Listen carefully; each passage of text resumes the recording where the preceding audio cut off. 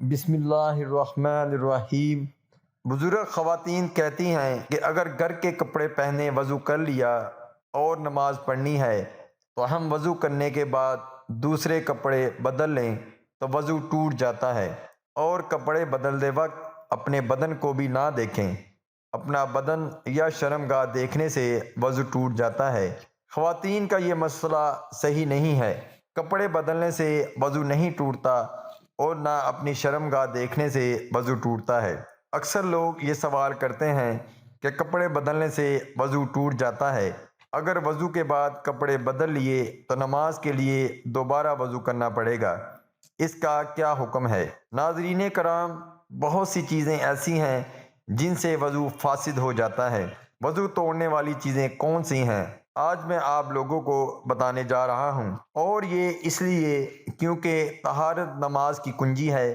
اگر آپ کی طہارت درست نہیں تو وہ وضو درست ہی نہیں ہوگا، تو آپ کی نماز ہی نہیں ہوگی۔ پیشاب، پاخانہ، ودی اسے کہتے ہیں، جو بعض لوگوں کو بیماری ہوتی ہے۔ انہیں پیشاب کرنے کے بعد بھی قطرے آتے ہیں۔ لیس دار چھپ ہوا پانی اس کے شرمگاہ سے نکلتا ہے، اس کی وجہ سے وضو ٹوٹ جاتا ہے اور ہمیں دوبارہ وضو کرنا پڑتا ہے۔ اسی طرح مزی نکلنے سے بھی وضو ٹوٹ جاتا ہے۔ مزی اسے کہتے ہیں جو شہوت کے وقت کے سرے پر لیس دار چمکتا ہوا پانی نمودار ہوتا ہے، اسے مزی کہتے ہیں۔ اور منی کے نکلنے سے غسل بھی فرض ہو جاتا ہے، اور وضو ہو تو وضو بھی ٹوٹ جاتا ہے۔ اور اس طرح کیڑا پتھری مرد یا عورت کے آگے یا پیچھے سے نکلے، ان سے بھی وضو فاسد ہو جاتا ہے، وضو ٹوٹ جاتا ہے۔ ہوا خارج ہونے سے وضو ٹوٹ جاتا ہے۔ شرمگاہ کے علاوہ جسم کے کسی بھی حصے سے بہتی نجاست نکلے، اس سے بھی وضو ٹوٹ جاتا ہے۔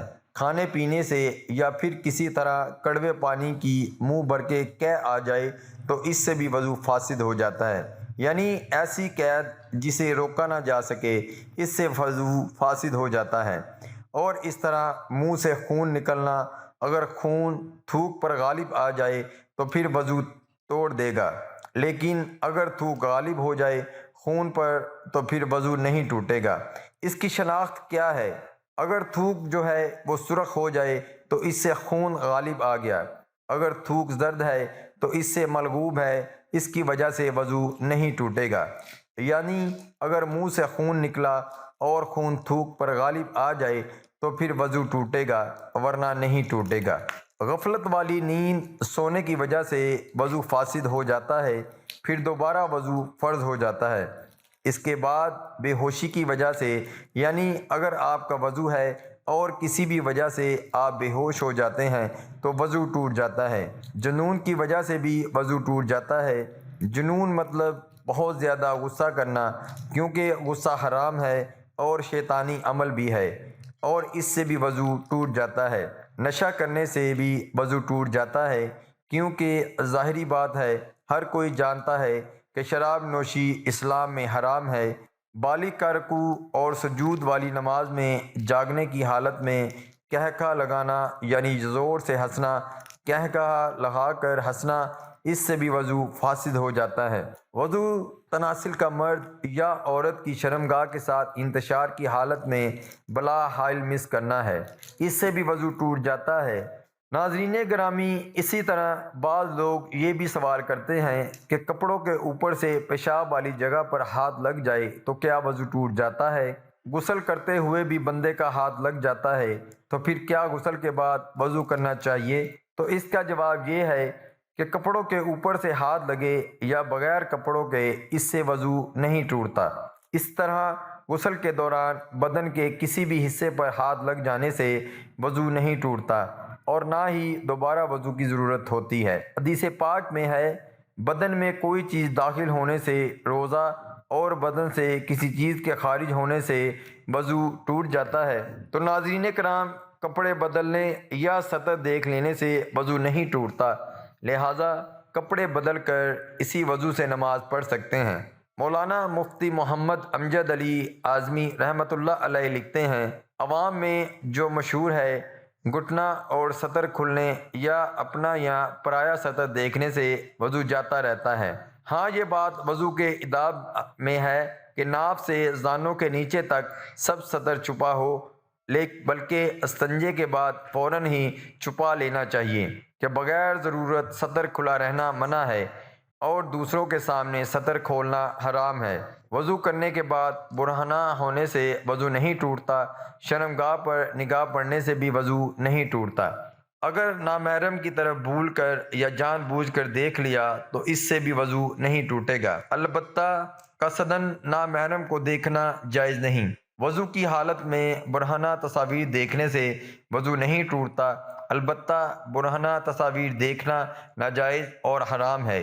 مرد یا عورت کے پیچھے سے ہوا خارج ہوئی تو وضو جاتا رہا، مرد یا عورت کے آگے سے ہوا نکلی یا پیٹ میں ایسا زخم ہو گیا کہ جھلی تک پہنچا، اس سے ہوا نکلی تو وضو نہیں جائے گا۔ خون، پیپ یا زرد پانی کہیں سے بھی نکل کر بہا اور اس کے بہنے میں ایسی جگہ پہنچنے کی صلاحیت تھی جس کا وضو یا غسل میں دھونا فرض ہے، وضو جاتا رہا۔ اگر صرف چمکا یا ابھرا اور بہا نہیں، جیسے سوئی کی نوک یا چاقو کا کنارہ لگ جاتا ہے اور خون ابھر یا چمک جاتا ہے، یا خلال کیا یا مسواک کی یا انگلی سے دانت باندھے یا دانت سے کوئی چیز کاٹے، اس پر خون کا اثر پایا، یا ناک میں انگلی ڈالی، اس پر خون کی سرخی آ گئی مگر وہ خون بہنے کے قابل نہ تھا تو وضو نہیں ٹوٹا۔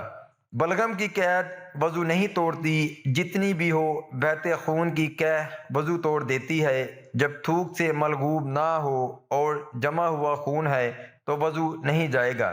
جب تک منہ بر نہ ہو، پانی پیا اور معدے میں اتر گیا، اب وہی پانی صاف شفاف قح میں آیا، اگر منہ بر ہے وضو ٹوٹ گیا اور وہ پانی نجس ہے، اگر سینہ تک پہنچا تھا کہ چھو لگا اور نکل آیا تو نہ وہ ناپاک ہے نہ اس سے وضو جائے گا۔ اونگنے یا بیٹھے بیٹھے جھونکے لینے سے وضو نہیں ٹوٹتا۔ نماز وغیرہ کے انتظار میں نیند جو باتیں ہوئیں ان کے اسے بالکل خبر نہیں، بلکہ 2-3 آواز میں آنکھ کھلی اور اپنے خیال میں یہ سمجھتا ہے کہ سویا نہ تھا، اس کے اس خیال کا اعتبار نہیں۔ اگر معتبر شخص کہے کہ تو غافل تھا، پکارا جواب نہ دیا، یا باتیں پوچھی جائیں اور وہ نہ بتا سکے تو اس پر وضو لازم ہے۔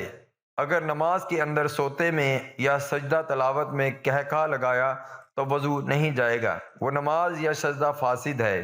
اگر اتنی آواز سے ہنسا کہ خود اس نے سنا، پاس والوں نے نہ سنا تو وضو نہیں جائے گا، نماز جاتی رہے گی۔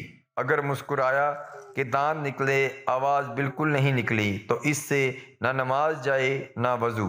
تو ناظرین کرام، یہ ایسی چیزیں ہیں جن سے وضو فاسد ہو جاتا ہے، وضو ٹوٹ جاتا ہے۔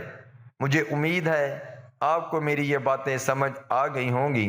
اللہ تعالی ہمیں دین کی سمجھ نصیب فرمائے اور دین اسلام کی باتوں پر عمل کرنے کی توفیق عطا فرمائے۔ السلام علیکم ورحمۃ اللہ وبرکاتہ۔